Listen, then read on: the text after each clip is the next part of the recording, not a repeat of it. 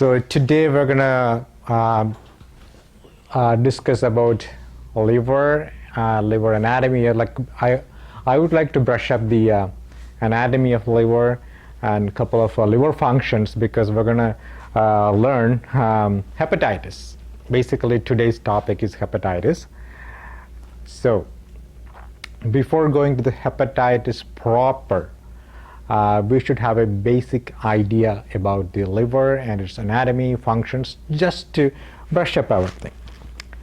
So this is a model of liver. You could see, so it goes right over here. If I anatomically locate the liver, it goes right over here. This is the rib cage. You can feel our rib cage here. Above the rib cage, it can go a little bit inside. So technically, we would see only like a 2 finger breadth of the right lobe of liver underneath the rib cage. So if you try to palpate the liver in an actual patient, you're not going to get the liver in the whole area of the abdomen, unless or otherwise it is pathologically increased in size. And the left lobe of the liver is always sitting underneath it, so practically it's not possible to palpate it or to do a percussion or like tapping over the liver is practically impossible. So here we can see the left lobe, the right lobe, the big lobe here, and there's a small portion of like a dark colored stuff found here. That's the gallbladder. So if you look underneath, the gallbladder is sitting here. So the liver is producing the bile and it is stored in the gallbladder, and whenever the body needs or the digestion needs bile, the gallbladder pumps it into the intestine. So it can be all the fat could get digested in the intestine with the biles. So that's the function of the gallbladder. So if somebody takes this gallbladder out, still he is able to digest things because there would be a continuous supply of bile into the intestine, and that continuous supply will be not adequate when a person is eating tons of fat at one single shot. So that's why there is a storage of bile in the gallbladder, and usually gallbladder is like may not make any issues. Sometimes it can produce stones because it's stored there, and whenever there is a fluid which is stagnant over a period of time, there is a possibility of crystallization. That's what happening in gallbladder stone. That's why usually that people say that we have to have a kind of a little bit of the fatty food in the morning, so that whenever a trace of fat is detected inside the stomach, this gallbladder pumps out, pushes the whole bile into the intestine. That's why we should need a little bit of fatty food. A cup of tea with milk more than adequate for the gallbladder to pump in, or a cup of coffee with milk is more than adequate. So, and again, there could be issues with the gallbladder pain whenever there is infection of the gallbladder. Okay, those are like a little bit out of the topic. So we have to come to the liver proper. And liver is basically produced from the epithelial tissue, so it's a capacity to regenerate. That's why liver transplant is possible from another donor, where the donor can replenish the lost part of the liver.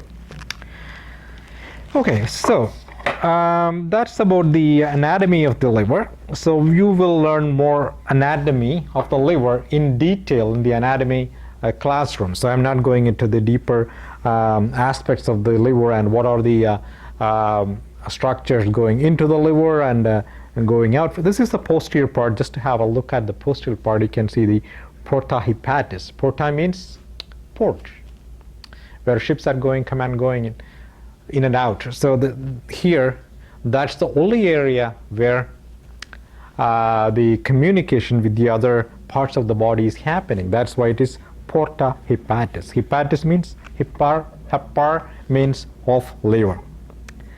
Okay, so we should have, okay, we have to have a like a little bit of the should go somewhere here. Okay, I'll leave it here.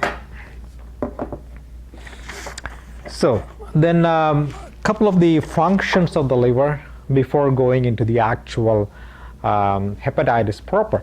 Liver has a couple of functions. Number one, excretion, that we already discussed. That excretion of the bile. Sorry. So the liver, sorry, I'll go this way.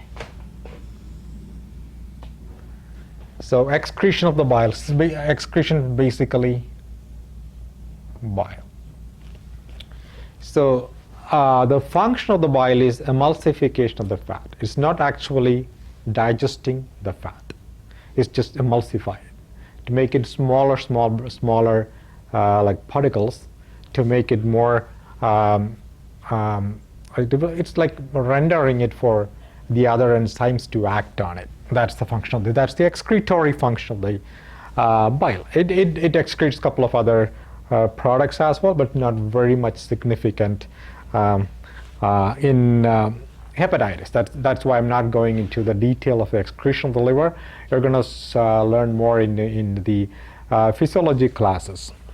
Okay, so then the synthesis, that's the next function. So excretion, then synthesis.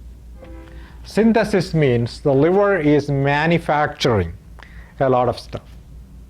That's what synthesis.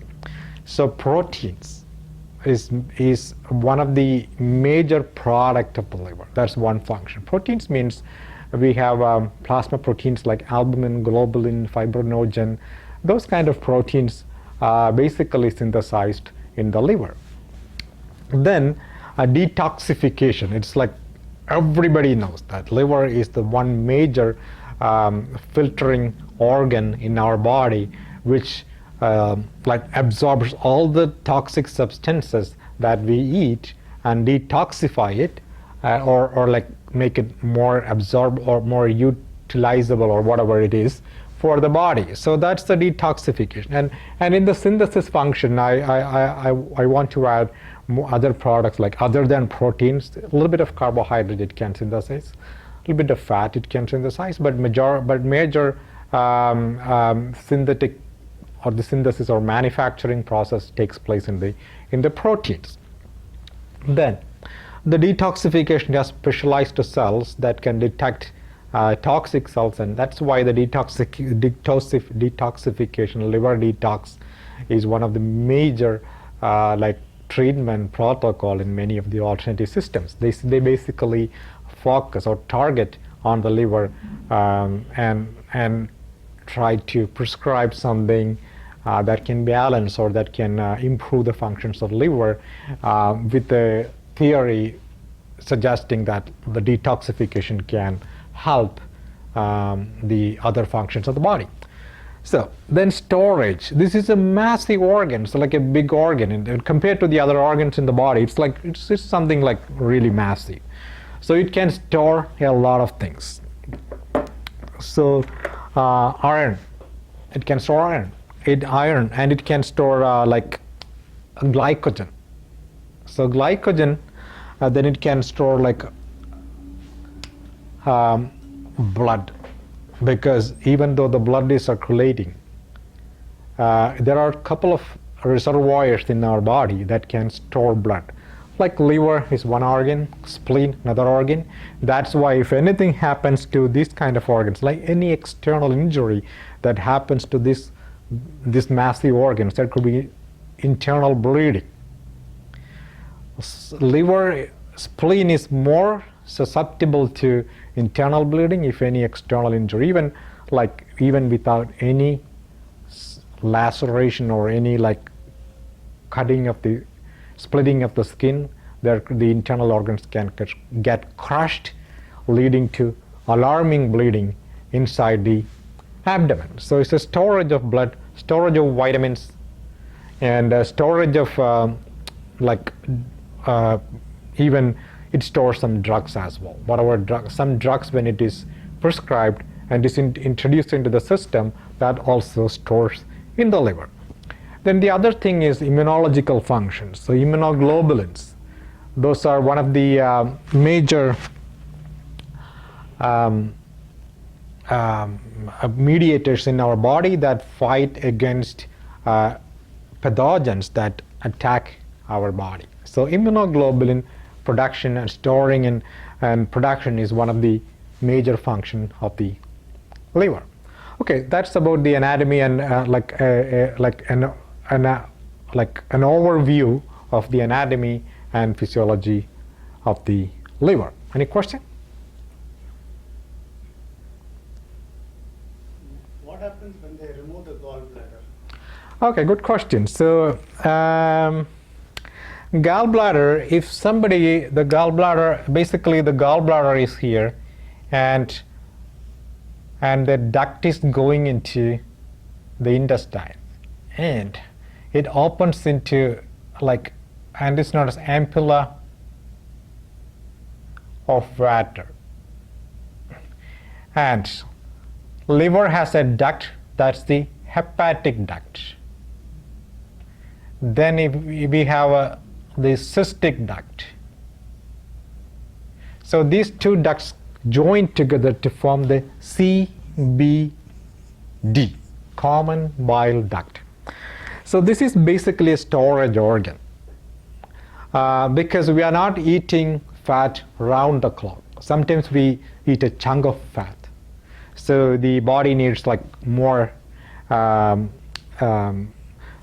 this bile, so it pumps into that. But if it is removed, what happens? The supply of bile will be almost constant into the intestine. So we are wasting a lot of bile rather than storing and using at the proper time.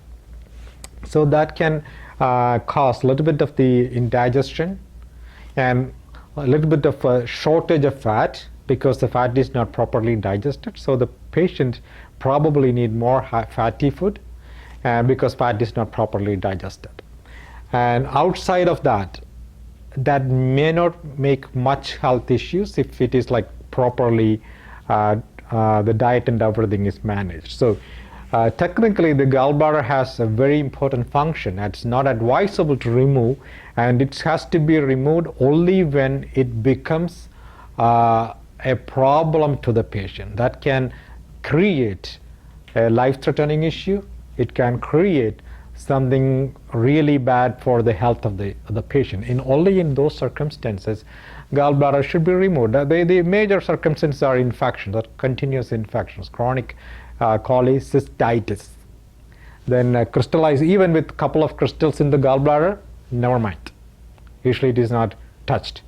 But if it is really stones filling in it, and finally what happens, the gallbladder becomes really thick and the walls get fibrous, then it becomes an issue. So that means the patient will be having constant pain there. It's basically, I can just one more thing to add on. If we draw a line from this is the clavicle of me. If I point the midpoint of the clavicle, if I draw a straight line, I have a rib here, the last rib. When it crosses that, it intersects with that line, that's the point where the gallbladder is. So the typical pain on there could be a gallbladder issue. Is that okay? Yes. So then now we will go to the hepatitis.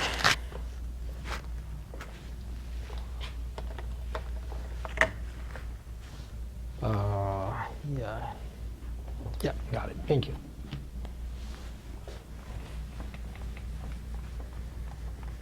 So I have a question. Yep. So the person doesn't have a gallbladder. That means he won't get fat? It won't get accumulate weight or something like. Yeah, because fat accumulate that's a very good question. That means there is no gallbladder. That means he's going to be a skinny person because no fat is. Yeah, the thing is that when we really look into the metabolism of the body, the fat in our body is not directly getting from the food. Liver is manufacturing it.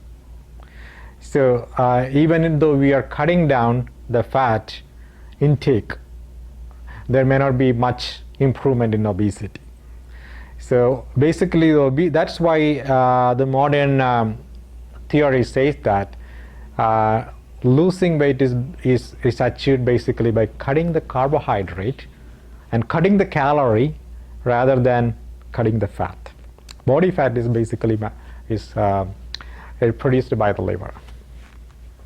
Okay. Then we go to the hepatitis.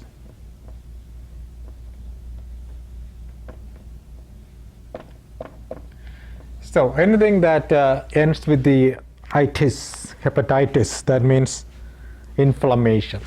So it could be appendicitis, it could be like pancreatitis, it could be any itis, could be, but not ascites.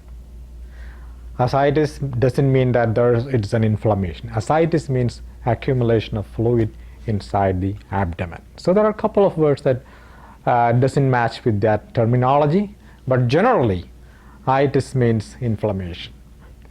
So hepatitis is not very common in Canada because the food is not that much contaminated. The people, the food inspection and the government machinery, they are constantly or regularly checking all the hotels and other food suppliers. So there could be like less chance for getting a hepatitis case. Like hepatitis A, that's the infectious hepatitis. So there is hepatitis A and B. And hepatitis A is basically infectious. And hepatitis B, C, there are other categories like hepatitis E, non-A, non-B. I'm not going into the more details of those conditions. Basically, we are learning A, B, and C. Those are the common and most important among the hepatitis. So this is A is the infectious hepatitis. That means we get hepatitis infection from contaminated food or drinks.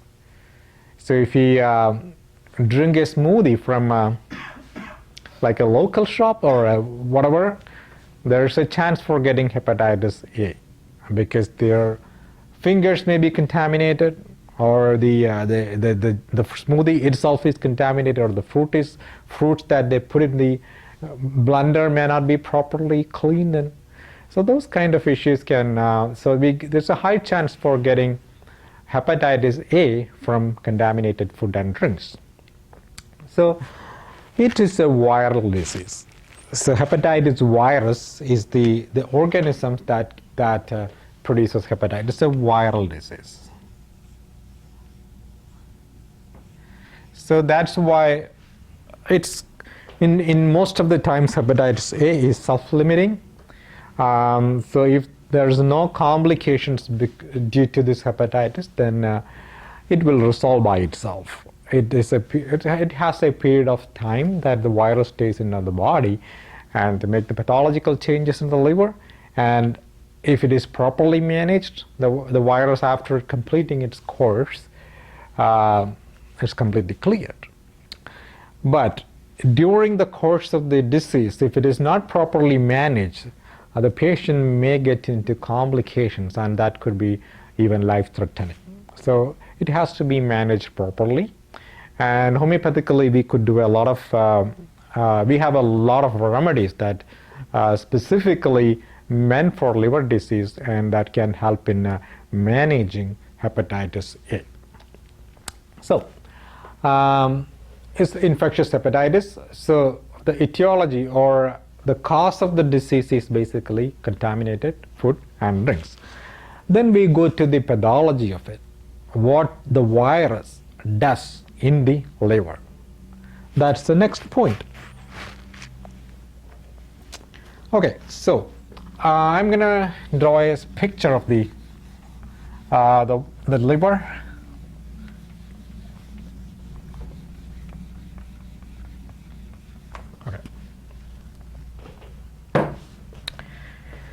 Okay, so this is the I'm going to a little bit of the microscopic structure of the liver.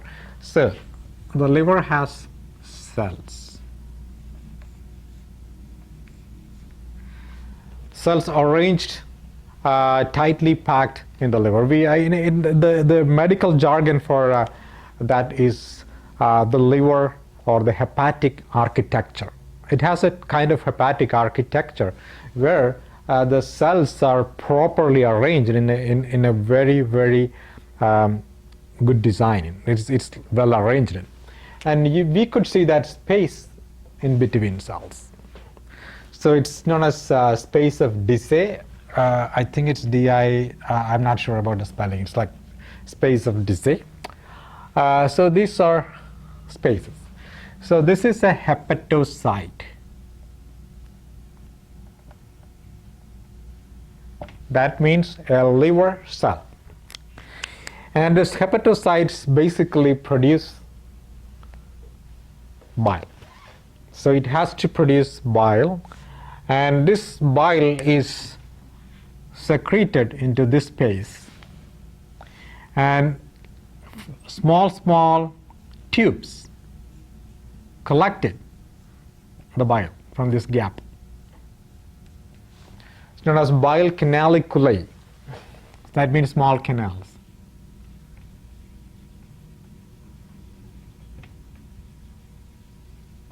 They collect it and they finally join together to form the hepatic duct.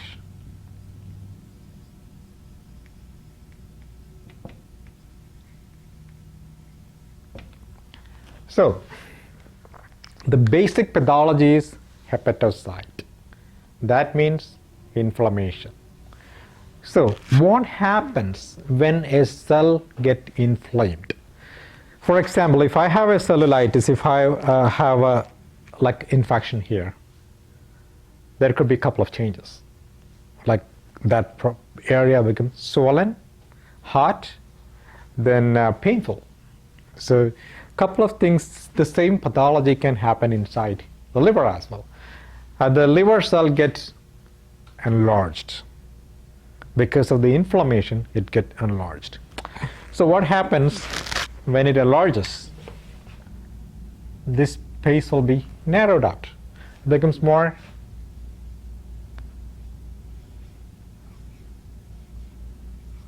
enlarged. So this canaliculae get obstructed or blocked. So the production of bile becomes lower sometimes. It can get obstructed here. So all those kind of pathology can happen inside the liver.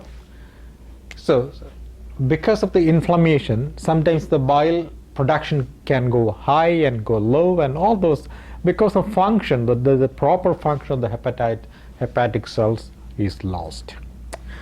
So that's why when the blood work is done in such patients, couple of changes occurs.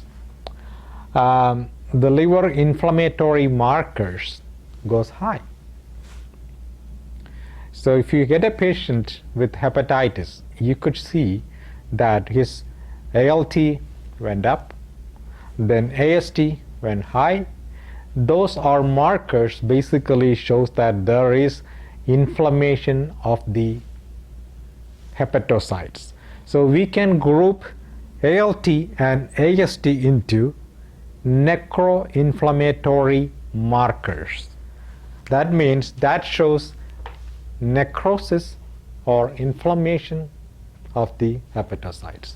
So ALT and AST are necrosis and inflammation. Markers. So when the patient brings that blood work to our office, it's very clear that the liver cells are inflamed, or there is hepatitis, so necrosis and inflammation. Then alkaline phosphatase.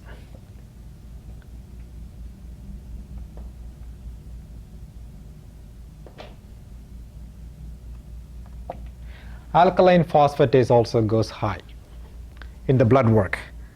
Alkaline phosphatase is like a cholestatic marker. That means there is blockage, stasis of the bile. Chole means bile. Chole means of bile. Cholesterol, you could see chole there because that's basically produced by the liver.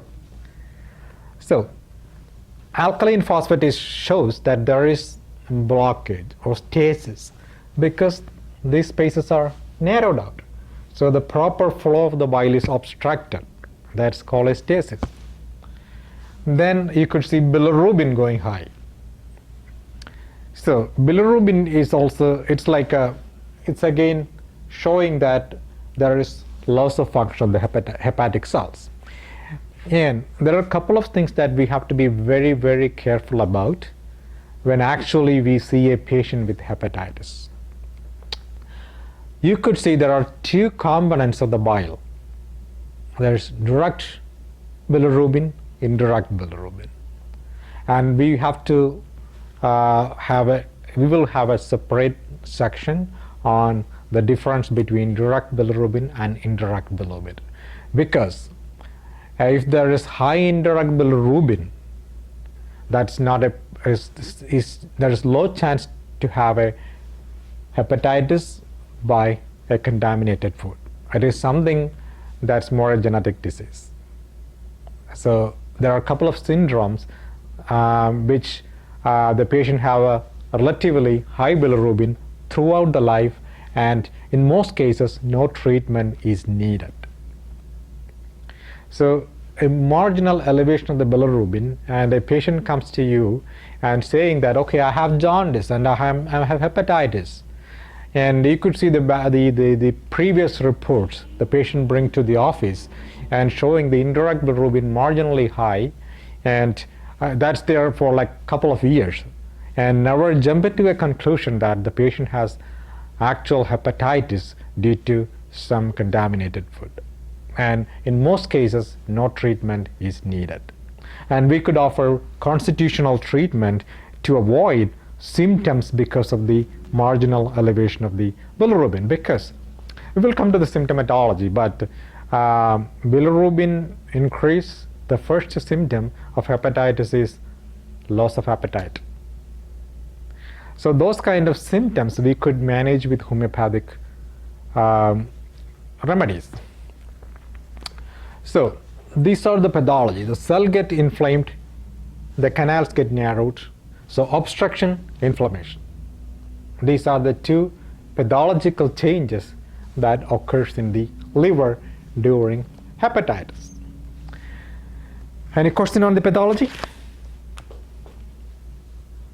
OT. As these are the markers like alanine transferase, something like that. So yeah, you can Google it and get it what it stands for. Okay, so that's the pathology. Then we will go to the clinical features, because we have like we discussed in many other topics in internal medicine, there's a pattern that we have to follow when we learn the internal medicine topics. And it has first the etiology of the case. What's the causation? Then pathology. What's the pathological change? The major pathology. If you go to the pathology in detail, we can spend like 1 year discussing the liver pathology. But the major pathological changes in that particular disease that we have to learn. Then pathology then comes to clinical features, how it is clinically present in the clinical office. Then we go to the diagnostic aspects. Then go to the prognosis. What would be the outcome of the disease with treatment and without treatment? Then the complications. What are the possible complications of this case? And the management. In the management, we have like both medicinal management. That means our homeopathic remedies. What are the homeopathic remedies indicated? And what are the other general management that we have to do in that case? So we're going to go to the clinical features.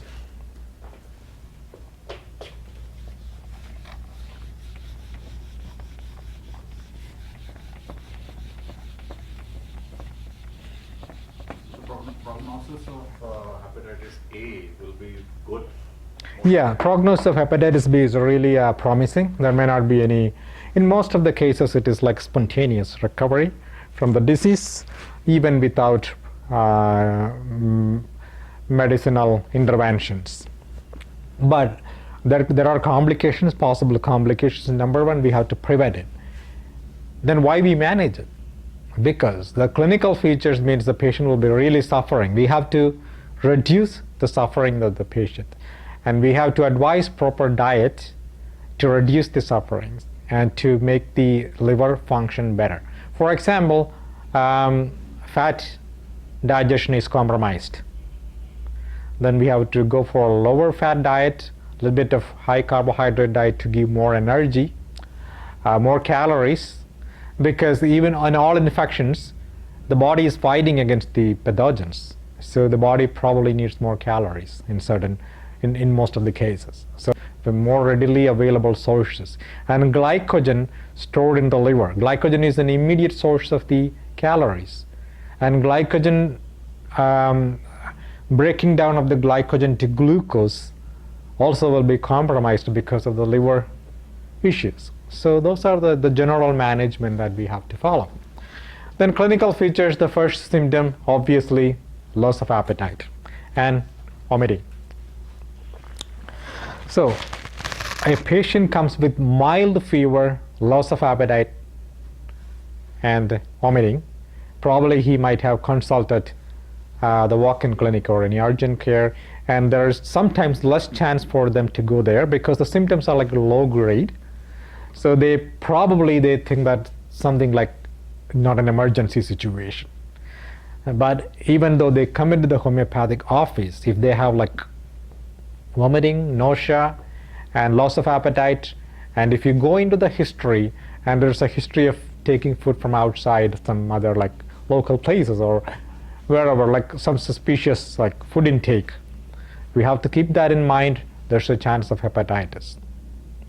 So that we have to keep that in mind in managing the case. It could be anything else, like a small indigestion that will go away. But the mild feverishness, the vomiting, nausea, and those are the things that we have to be careful about. And after a couple of days, then only the yellowish discoloration of the sclera and the conjunctiva and the liver and the nails, those kind of symptoms come later on. So from the very beginning, we have to have this set of symptoms. And again, when we are treating return of appetite, usually the first symptom of improvement. The patient has all the yellowish discoloration and those things, and after homeopathic treatment, after a couple of days, after a week, the patient's appetite returned. He starts eating well. That usually indicates the improvement. But if you suspect a hepatitis, and if we actually develop discoloration, yellowish discoloration of the sclera and yellowish discoloration on the mucous membrane or in the nail beds, of course we have to refer the patient to a walk-in clinic or family physician or whatever it is, because we have to get the patient investigated.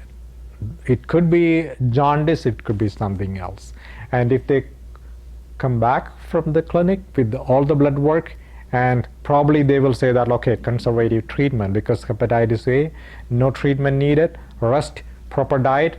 Of course, homeopathic remedies can do a lot of things there to reduce the intensity of the symptoms, to reduce the duration of the disease. So, and that part will be dealt in another class by the Materia Medica teachers here. Okay, so the clinical features we already discussed, starting with in all the disease there's like a prodromal phase. That means before the actual symptoms, there could be a vague set of symptoms that is a prodromal. So basically this also comes like a influenza like prodrome with nausea and vomiting. Sometimes stomach flu can easily get messed up. Stomach flu also comes like feverishness with nausea, like vomiting, those kind of. But usually in this flu, the other constitutional symptoms, that means the body pain, malaise, headache, those kind of things, really, really high grade. But here we have a low grade prodromal symptoms. And that should be kept in mind. It could be like stomach flu, it could be like hepatitis, it could be something else, food poisoning, whatever. There are a variety of cases in the differential diagnosis of this case. Yeah. So then the patient will be going into the actual discoloration or the yellowish discoloration, and the urine gets yellowish, and the sclera gets yellowish, and the nails get yellowish. So in a really very high grade hepatitis, even the clothes that the patient wearing gets into yellowish. So that's a very, very high grade cases of hepatitis, and it's extremely rare in hepatitis A, that much high grade symptoms of yellowish or the it's known as jaundice. Then the actual jaundice comes.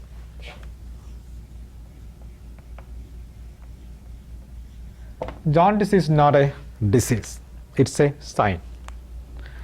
That means yellowish discoloration of the sclera, conjunctiva, nail buds. This is known as jaundice or icterus. So then when the jaundice appears only late in the clinical spectrum, before that all these prodromal symptoms comes there, then the actual jaundice appears, then the urine also turns into yellowish. And the urine, of course, when the urine is tested for bile salts and bile pigment, we could see bile pigment. Bile pigment is the stuff that gives yellowish color of the urine, and we can see bile salts. And some patients may get pruritus, that means itching of the skin, because of the bile salt. And there are a lot of homeopathic remedies that can deal with the itching during the course of the disease. Then the patient will gradually resolve the symptoms, and the sclera comes down normal, and the SGPT or the ALT level comes down. If the patient is repeatedly going and checking their blood works in a walk-in clinic or family physician, and is bringing the reports, the one point that we have to keep in mind that the bilirubin is always high. That means yellowish color is still there, but at certain point we see that this guy, the ALT, starts going down, going to the normal direction. That means we are good. Don't bother about the other yellowish discoloration or anything. So improvement in the numbers of ALT, that indicates we are going in a good direction. So that's an inflammatory marker of the liver. So that liver, its ALT is more specific for liver, AST not, because this is from SGOT, or the AST is produced from other parts of the body like intestinal brush border, other diseases like Paget's disease. They can also come with high SGOT levels, but when the ALT levels come down and the patient starts eating, that means all good, very good prognosis. Then if you are working with a homeopathic remedy, I would say it's doing the wonderful job. Do not change it, because as long as the improvement, that means that's improvement. Of course, once the improvement starts, that means that remedy is working. So we can use this level of ALT in the prescription and in the when repeating the remedies or changing the remedies. We can consider the value of ALT as a good marker for a prescription or changing prescription. Then the complications, there could be, there may, in hepatitis A, liver complications are extremely low. There may not be any hepatic failure or anything, unless or otherwise patient has any underlying disease. If the patient has any underlying disease which can affect the liver pathology, if it has a pancreatic carcinoma, it has like pancreatitis, it has like gallbladder stones, some other underlying disease, the complications are really high. In some, if the bilirubin goes literally very high, that can lead to brain issues, because kernicterus, that means that can go into the brain and make the brain yellowish, and the bile salt and bile pigment can make a lot of issues in the brain. So basically we have a blood-brain barrier.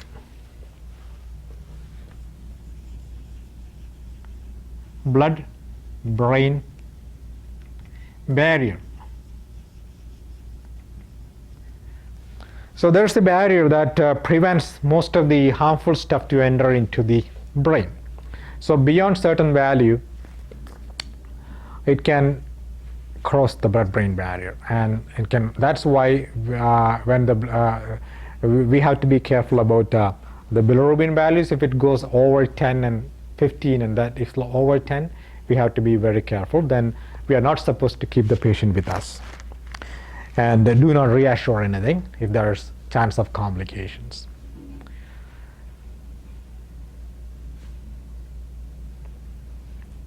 Any question on hepatitis A? Yeah, when the infection is there, so liver get enlarged? Yes, liver get enlarged and tender. That's a good question. So when we, because the individual hepatocytes are increasing, the overall liver also get enlarged. So if we palpate the liver, we could feel enlarged liver. Usually in the right lobe of liver, it's just 1 or 2 finger breadth from the last vertebra or the 12th vertebra. It can go a little bit more down. When you palpate it, you could see that liver is more palpable and tender. There's pain on palpation because it is inflamed. All the signs of inflammation like enlargement, pain, everything is there. I discussed about integrated medicine. So it's basically a couple of aspects about appendicitis. So it's nothing like operational surgery or anything like that. We are just discussing what's an appendicitis. And in the clinical practice, if somebody comes with like appendicitis, then what are the things that we have to be kept in mind? So is it an emergency that we have to call 911, or it's like we have to advise them to go to the emergency department, or something that's medically manageable? That means homeopathically manageable. Those things we have to. And a couple of things about the anatomy, the functional anatomy of the appendix. So functional anatomy means basically it's not the physiology, it's just the more kind of anatomical things. So this technically goes here. So you could see the fat tissue is marked in yellowish color, and this is the omentum. This is a small layer of omentum.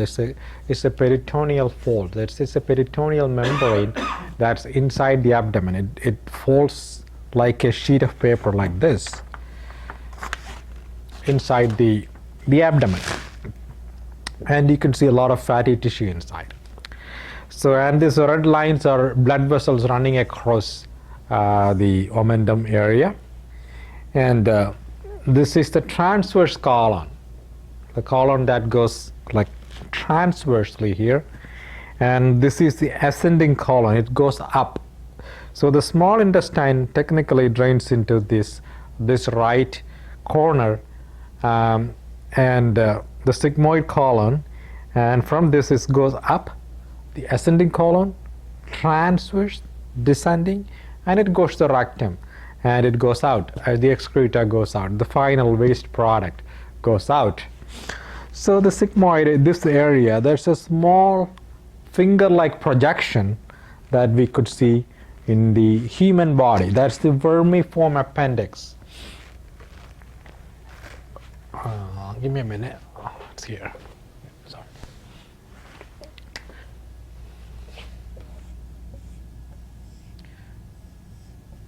This is the appendix.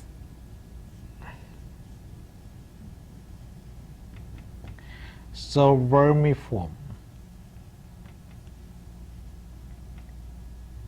That means a worm-like. So it's a vestigial organ.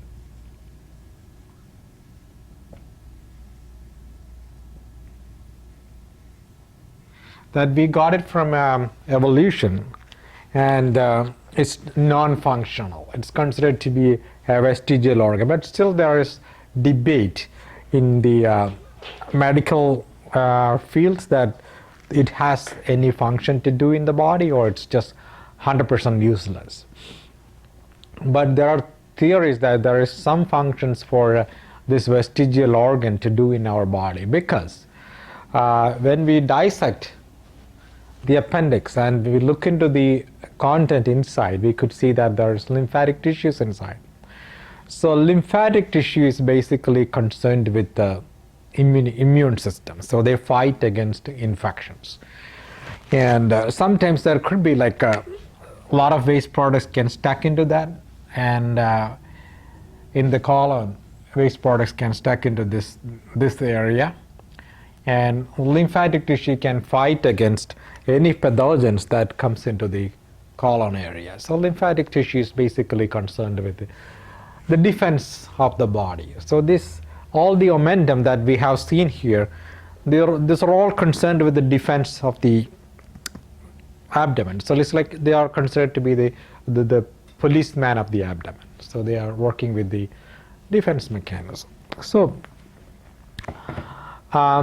but then the question naturally arises, though, if we cut that out, cut and throw them out, so what happens to the defensive system? It's little tiny lymphatics, but there are tons of other lymphatic tissues spread all over the abdomen, so just removing a part of it doesn't make much issues. Okay, so that's about the anatomy and functional anatomy of this vermiform appendix. Then what happens when there is actual infection? That's appendicitis. So we have to consider acute appendicitis as an emergency. Acute. That means it is really acute and very hyperacute. Then it becomes really an emergency. And the patient have very high intense or excruciating pain in the area of appendix, and we can technically locate the pain, or I can draw the diagram here.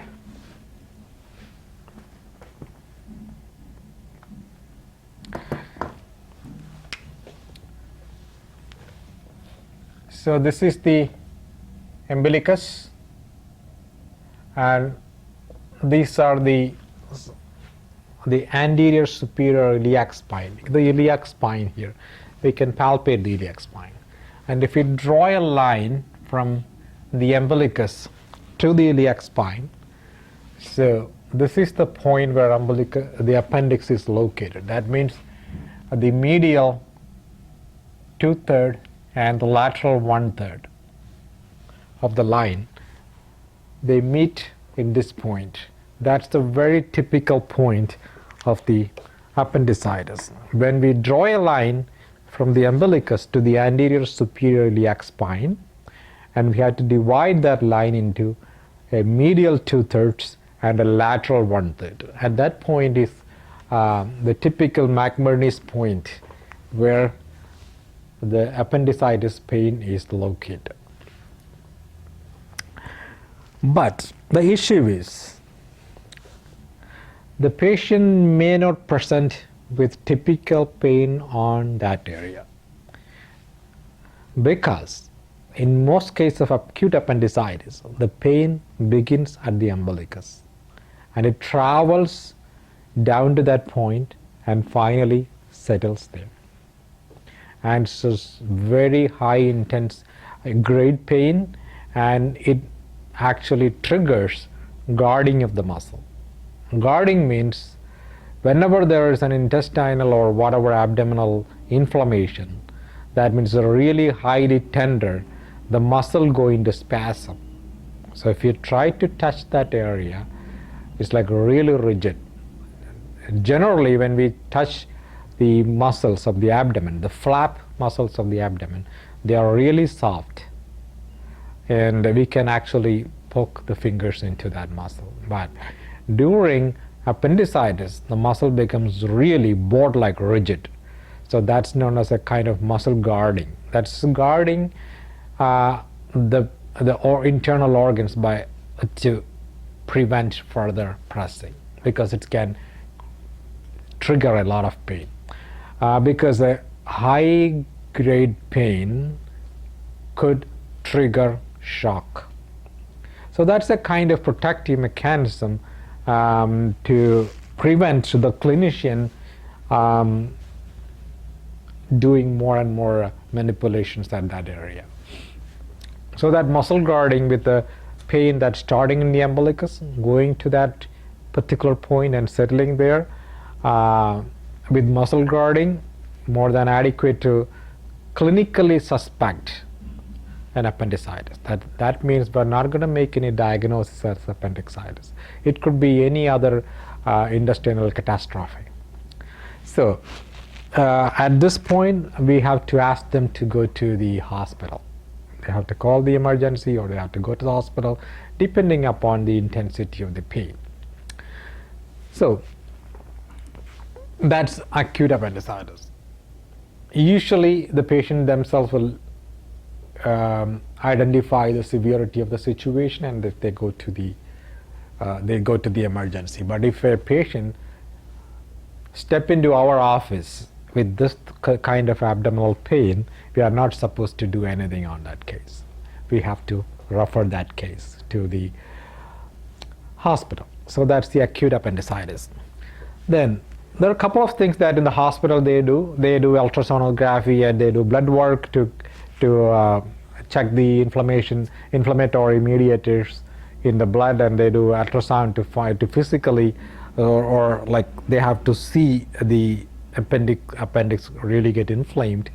And if everything is like 100% diagnosed as appendicitis, then they're going to do a surgery and remove the appendix from the intestine, in the large intestine.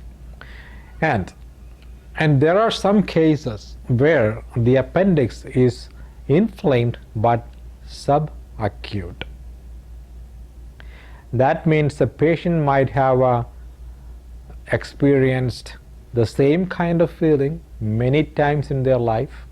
They might have undergone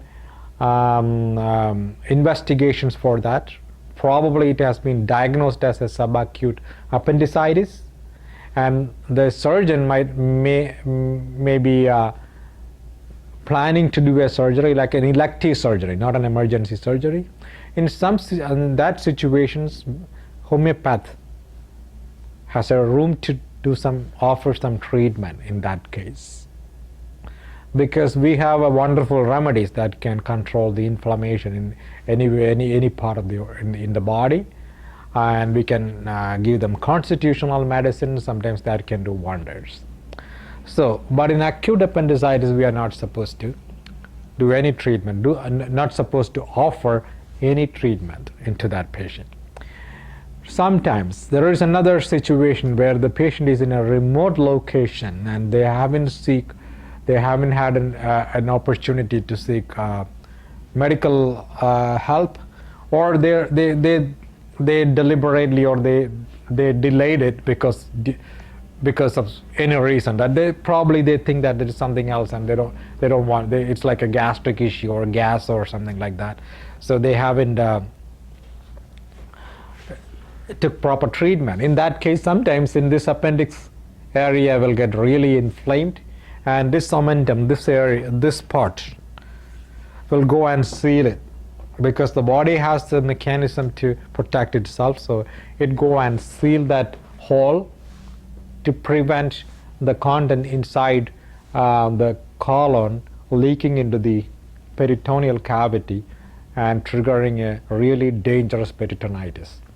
So it can go and seal it, and an appendicular mass is formed. There could be like really a mass is formed. And that situation, the surgeon, if the surgeon is seeing that case, he's not going to do any operation at that point. They have to watch the patient for a couple of hours, and there are specific protocols for that, like OS regime or Osler-Sharan regime. I would say if any homeopath get a chance to treat such a patient under the supervision of a surgeon, when the patient is on Osler-Sharan regime, that would be wonderful. So we could do a lot of things, because in some cases they don't plan an operation because that can heal spontaneously. But technically, no surgeon will wait for an appendicular mass to form. When the patient comes to the hospital with acute emergency, they will do operation. If the operation is not performed, it may go into this like sealing and mass formation, but that's one situation. In another situation, it can really open the hole, and the all content will go into the abdomen, and it can become a real mess. So, due to some reason, if that appendicitis is not properly managed at time, and it's delayed, the surgery or any treatment is delayed, it can go to such a mass forming situation. And if a homeopath get an opportunity to treat like an integrative approach, that it's under the observation of the surgeon, and they are probably pushing IV fluids because the patient is not, it's considered to be nil oral, that nothing should be given orally, nil oral. So everything should go through the intravenous fluid. But of course, homeopathic medicine absorbs just right at the tip of the tongue with one drop, or like even very lower dose, and that's 100% okay, because it's not going to go into the stomach for the absorption, because it's technically stimulating the nerve endings. And if any homeopath is getting an opportunity to treat in such a surgical supervision, I would say that would be the ideal thing to treat that patient. Any question?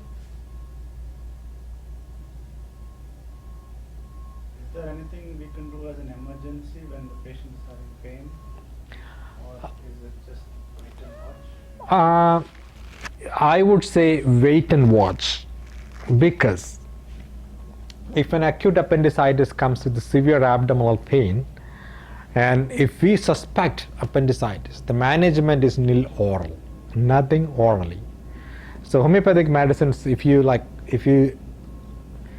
give the medicine to smell or something to activate the nervous system, or just one drop on the tongue to act through the mouth, that's okay. But if they record everything and they say that something is given orally, it's bad for us. So, but smelling okay, like olfaction is okay. But even if it is a single drop, if you give by without the supervision of a surgeon, or it may be bad for us later on. So be very careful in doing such things.